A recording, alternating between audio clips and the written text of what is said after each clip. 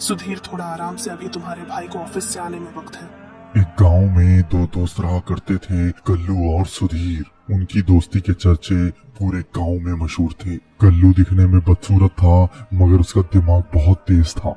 वो हर टाइम पैसा कमाने के बारे में सोचता था। और वहीं दूसरी तरफ सुधीर, जो दिखने में तो बहुत सुंदर था, लेकिन काम करने में बहुत ही सुस्त। कल्लू हर समय अपने गांव से बाहर निकलकर दूसरे देश जाकर पैसा कमाने की सोचता, और वहीं दूसरी तरफ सुधीर अपने गांव से बाहर निकलना ही नहीं चाहता था। और फिर कल्लू ने लाख कोशिशें करने के बाद पानी के रास्ते दूसरे देश जाने का इंतजाम कर लिया था। लेकिन कल्लू ये चाहता था कि सुधीर भी उसके साथ दूसरे देश चले। इसीलिए जाने से एक दिन पहले कल्लू ने सुधीर से पूछा, देख सुधीर, अभी भी वक्त है।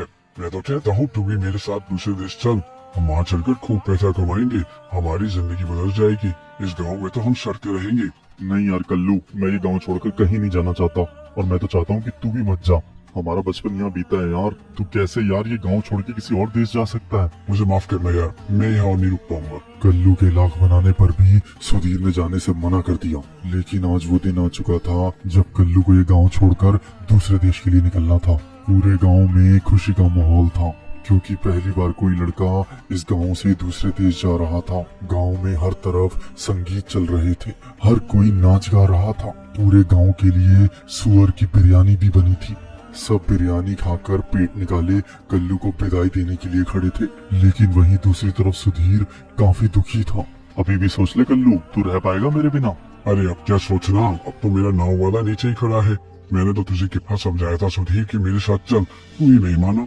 खैर, अब मेरा जाने का वक्त हो गया है। तू अपना और पूरे गाँव वाले का ख्याल रखना। बस इतना बोलकर कल्लू पानी की तरफ बढ़ गया, और सुधीर भी उसे नाव तक छोड़ने उसके पीछे पीछे आने लगा। लेकिन दोनों की दोस्ती इतनी पक्की थी कि कल्लू ने सुधीर से जाते जाते फिर से कहा, देख सुधीर, ये मत समझना कि मैं यहाँ से गया तो दोस्ती खत्म हो गई। तेरा जब मन करे जीवन में तू आ जाना। मेरे घर का एड्रेस है 7611। मैं यही ठहरने वाला हूँ। अपने घर का पूरा पता बताकर कल्लू जाकर नाव में बैठ गया और दूसरे देश के लिए निकल गया। कल्लू के निकल जाने के बाद सुधीर इस तट पर रोज आता और कल्लू का इंतजार करता कि वो वापस आएगा। लेकिन ऐसा नहीं हुआ। अब कल्लू को गए 5 साल हो चले थे। इधर सुधीर की भी शादी हो गई थी। शादी के बाद सुधीर अपनी बीवी में मस्त हो गया था। दिन में वो खेती करता और रात में वो अपनी बीवी के साथ प्यार करता। सुधीर आराम से, मैं तुम्हारी ही बीवी हूँ, कोई पड़ोसी की नहीं। रोज ऐसा करते करते सुधीर की बीवी गर्भवती भी हो गई थी। और फिर एक दिन देर रात सुधीर और उसकी बीवी सोने के लिए बिस्तर पर लेटे तो उसकी गर्भवती बीवी सुधीर से कहने लगी, देखिए जी, अब हमारा बच्चा इस दुनिया में आने वाला है। अब आपके चंद पैसों से हमारा घर नहीं चलेगा। आपको कुछ भी करके पैसा ज्यादा कमाना पड़ेगा। अपनी बीवी की ये बात सुनकर सुधीर को भी चिंता होने लगी। फिर वो अपनी बीवी सुंदरी से कहने लगा, देखो सुंदरी, इस गांव में रहकर इससे ज्यादा पैसा कमाना बहुत मुश्किल है। इस गांव में बहुत गरीबी है। तो ठीक है, फिर जब हमारे पास पैसे ही नहीं है इसे पालने के लिए, तो हम ये बच्चा गिरवा देते हैं। और सुंदरी जी, ये आप क्या कह रही हैं? आप चिंता न करें, मैं कुछ करता हूँ। फिर उस रात सुधीर ने सुंदरी को कल्लू के बारे में सब बताया। फिर उन दोनों ने मिलकर ये फैसला लिया कि सुधीर भी कल्लू के पास उस देश पैसा कमाने जाएगा। फिर सुबह 5 बजे सूरज निकलते ही सुधीर भी टापू पे जाकर नाव पकड़कर दूसरे देश जाने के लिए निकल गया। आपको कल्लू के घर का एड्रेस तो पता है ना जी? हाँ, तुम चिंता मत करो सुंदरी जी, कल्लू ने जाने से पहले मुझे पूरा एड्रेस अच्छे से बता दिया था। बस इतना बोलकर सुधीर भी दूसरे देश के लिए रवाना हो गया। और वहीं दूसरी तरफ वो कल्लू, जो दूसरे देश जाकर कल्लू से कैल्स हो चुका था। पिछले 5 सालों में कल्लू ने खूब पैसा कमा लिया था। सुधीर की तरह कल्लू ने भी वहाँ एक लड़की देखकर शादी कर ली थी। सारे दिन का लंबा सफर कर अगली सुबह सुधीर कल्लू के घर पहुँच गया था। 7611 तो मकान नंबर हमको मिल गया। बस भगवान कह रहे कि कल्लू अभी भी इसी मकान में रहता हो। कल्लू सुबह उठकर ऑफिस जाने के लिए बिल्कुल तैयार था और उसकी बीवी फैंडी उसके लिए खाना पैक कर रही थी। हे फैंडी बेब्स, जाकर देखो डोर पर कौन नॉक कर रहा है सुबह सुबह मॉर्निंग में। कल्लू की अंग्रेज बीवी फैंडी को अब हिंदी थोड़ी थोड़ी समझ आने लगी थी। Who are you? कौन है तुम? मुझे कल्लू से मिलना था। कल्लू कल्लू काला काला। Who's कल्लू? कल्लू ब्लैक कल्लू।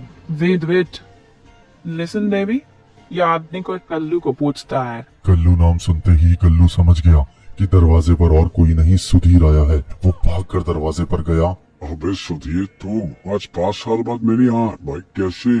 कल्लू भाई तेरी याद आ रही थी तो तुझसे मिलने आ गया। सुधीर को देख कल्लू बहुत खुश हो रहा था। वो उसे अंदर ले गया और उसकी बहुत खातिरदारी करी। फिर सुधीर ने कल्लू से झिझकते हुए पूछा कि ये जो लड़की तेरे साथ है ये कौन है। कल्लू ने भी बड़े प्यार से जवाब दिया, भाई ये लड़की मेरी बीवी फ्रेंडी है। मुझे 2 साल पहले मिली थी मेरे ऑफिस में। मुझे पसंद आई, काफी हॉट भी है, तो मैंने उससे शादी करनी। तू बता तेरा क्या चल रहा है? तेरी शादी हुई या नहीं अभी तक? भाई कल्लू यार तुझसे क्या छुपाना यार, देख शादी तो हो गई, मैं इसी सिलसिले में तेरी मदद मांगने यहाँ आया हूँ। फिर सुधीर ने कल्लू को अपनी सारी परेशानी बता दी कि उसकी बीवी पेट से है और उसके घर अब नन्हा मेहमान आने वाला है, तो उसके लिए उसे ज्यादा पैसा कमाना है, इसीलिए वो गांव छोड़कर यहाँ आया है। सुधीर की सारी बात सुनकर कल्लू बिल्कुल नहीं हिचकिचाया। वो उसे कहने लगा, भाई तो चिंता क्यों करता है? ये तेरा अपना घर है, मुझे जब तक रहना है तू रह। बाकी मुझे थोड़ा टाइम दे, मैं तेरी नौकरी भी कहीं लगवा दूंगा, तू यहाँ खूब पैसे कमाएगा। इतना बोलकर कल्लू ने अपनी बीवी फ्रेंडी को रसोई घर से बुलाया। देखो फ्रेंडी, ये मेरा बहुत अच्छा दोस्त है, इसकी खातिरदारी में कोई कमी नहीं रहनी चाहिए। ये जो मांगे इसे हक से दे देना। मैं ऑफिस जा रहा हूँ तो उसका ख्याल रखना। भाई कल्लू यार आज ऑफिस जाना जरूरी है क्या? तू आज छुट्टी कर लेता तो सही रहता यार। ऐसा है ना, भाभी अंग्रेज है, मेरी बात ना समझ पाई तो बहुत दिक्कत आ जाएगी यार। भाई ये अंग्रेजी जरूर है, लेकिन इसे समझ में बहुत अच्छे से आता है सब कुछ। तू टेंशन मत ले, तेरा पूरा ख्याल रखेगी। और वैसे भी मेरी आज बॉस के साथ मीटिंग है, नहीं तो मैं रुक जाता। चल मैं निकलता हूँ। बस इतना बोलकर कल्लू ऑफिस के लिए निकल गया। कल्लू के जाते ही उसकी बीवी फ्रेंडी सुधीर से पूछने लगी कि अगर आपको कुछ खाने को चाहिए तो मैं बना देती हूँ। सुधीर ने भी बड़े थके हुए अंदाज में फ्रेंडी को जवाब दिया, नहीं नहीं भाभी, मैं तो रास्ते में मछली और पकौड़ा खा कर आया हूँ, अभी मैं कुछ नहीं लूंगा। ओके, जब तुम्हें कुछ खाना मांगता तो मुझे बता देना। अभी मैं बाहर योगा करने जा रही है। सुधीर को इतना बोलकर फ्रेंडी बाहर योगा करने चली गई। फ्रेंडी के लिए ये रोज का काम था, मगर गांव से आए सुधीर के लिए ये बिल्कुल नया था। शीशे में से इस हालत में फ्रेंडी को योगा करता देख सुधीर अपना आपा खो बैठा था। वो भूल बैठा था कि गांव में उसकी बीवी पेट से है। वो ये भी भूल बैठा था कि वो अपने गांव से इस देश क्या करने आया है। उसे तो सिर्फ अभी एक ही चीज दिख रही थी, अधनंगी हालत में योगा करती फ्रेंडी। गांव का शरीफ सुधीर कब हरामी बन गया उसे पता ना चला। फ्रेंडी को देख देख उसने अपना आपा खो दिया और वो सुधीर से जानवर बन गया।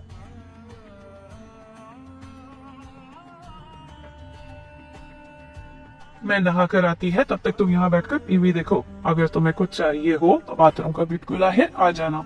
फ्रेंडी का ये बर्ताव बहुत ही आम था क्योंकि वो एक अंग्रेज थी, लेकिन गांव से आए सुधीर के लिए ये कोई सपने से कम नहीं था। हद पार तो तब हुई जब नहाने के बाद फ्रेंडी टॉवल में बाहर आ गई और सुधीर से कहने लगी, सारी वो मैं तुमसे कपड़े बदलने के लिए बोलना तो भूल ही गई। तुम एक तुमसे थक कर आया है ना, तो चलकर कपड़े बदल दे। आ जाओ, मैं तुम्हें कपड़े दे देती हूँ। आप मुझे कपड़े ला दीजिए, मैं बाथरूम में बदल लेता हूँ।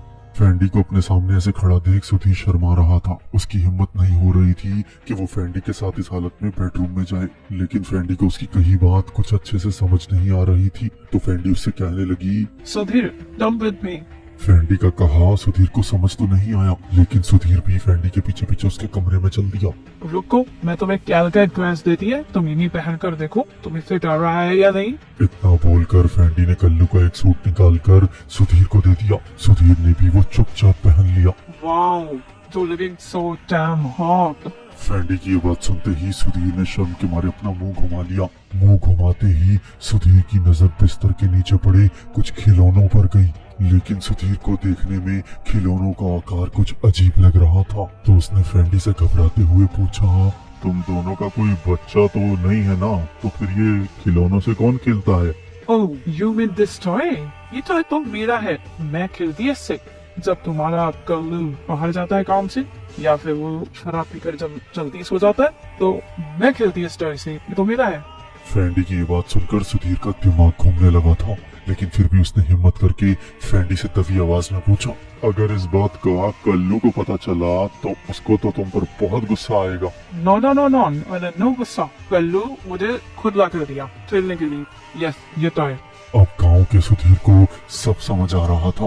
ये सारी चीजें यहाँ के लोगों के लिए बहुत आम है। अब फ्रेंडी आराम के लिए जाकर बिस्तर पर लेट गई थी, लेकिन सुधीर फ्रेंडी को इस तरह तौलिए में लेटा देख पागल हो रहा था। फिर सुधीर ने एक ना सोची और वो भी आकर फेंडी के साथ बिस्तर पर लेट गया। अब सुधीर बड़े ही आराम से फेंडी के साथ लेट उसके उभरे हुए अंगों को देख रहा था। तुम्हें भी रेस्ट करना है? नो प्रॉब्लम, तुम भी मेरे साथ यहाँ आराम से रेस्ट कर सकते हो। फेंडी जी, वो मैं आपसे कुछ कहना चाहता हूँ। जिस बताओ क्या कहना है तुम्हें मुझसे। फेंडी जी, वो बुरा ना माने तो मैं ये कह रहा था कि एक ऐसा टॉय मेरे पास भी है जो कि असली का है। तुम उससे खेलना पसंद करोगी? सुधीर की ये बात फेंडी को अच्छे से समझ आ गई थी। उसने सुधीर को कुछ ना कहा, वो बस बिस्तर से खड़ी हुई और सुधीर के साथ खेलने लगी। तो दोस्तों, ये था इस कहानी का पहला भाग। आप लोगों को ये कहानी कैसी लगी, इस वीडियो को लाइक कर कमेंट में जरूर बताएं। मैं जल्द ही वापस आऊंगा इस कहानी का भाग 2 लेकर। तब तक के लिए नमस्कार। सुधीर, थोड़ा आराम से, अभी तुम्हारे भाई को ऑफिस से आने में वक्त है।